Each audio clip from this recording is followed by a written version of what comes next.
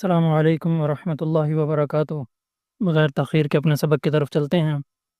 حضور صلی اللہ علیہ وسلم کے پسینے کی خوشبو کے بارے میں حضرت انس رضی اللہ تعالیٰ عنہ فرماتے ہیں کہ ایک دن رسول اللہ صلی اللہ علیہ وسلم ہمارے یہاں تشریف لائے اور کیلولہ فرمایا۔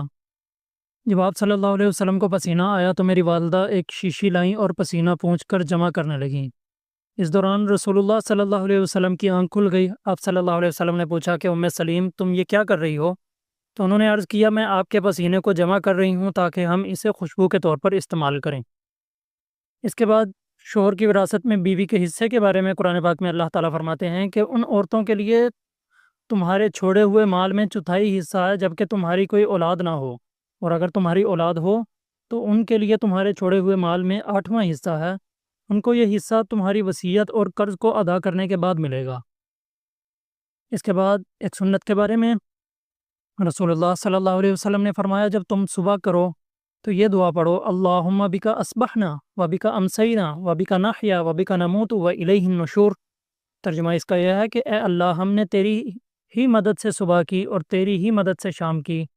تیری ہی مرضی سے ہم زندہ ہیں اور تیری ہی مرضی سے ہم مریں گے، اور تیرے ہی پاس قیامت کے دن اٹھ کر جانا ہے۔ اس کے بعد ایک اہم عمل کی فضیلت رسول اللہ صلی اللہ علیہ وسلم نے فرمایا کہ ابن آدم کی نیک بختی اور سعادت میں سے یہ ہے کہ وہ اللہ تعالیٰ سے اپنے کاموں میں استخارہ کرے، اور آدمی کی بدبختی میں سے یہ ہے کہ اللہ تعالیٰ سے استخارہ کرنا چھوڑ دے۔ اس کے بعد ایک گناہ کے بارے میں قرآن پاک میں اللہ تعالیٰ فرماتے ہیں کہ جو لوگ سونا یا چاندی جمع کر کے رکھتے ہیں اور ان کو اللہ تعالیٰ کے راستے میں خرچ نہیں کرتے، یعنی کہ زکوٰۃ ادا نہیں کرتے، آپ ان کو دردناک عذاب کی خبر سنا دیجئے کہ جس دن اس سونے چاندی کو آگ میں تپایا جائے گا پھر اس سے ان کی پیشانیوں اور پہلوؤں اور پیٹھوں کو داغا جائے گا، اور کہا جائے گا کہ یہی ہے وہ سونا چاندی جس کو تم نے اپنے لیے جمع کیا تھا، تو اب اپنے جمع کیے ہوئے کا مزہ چکھو۔ اس کے بعد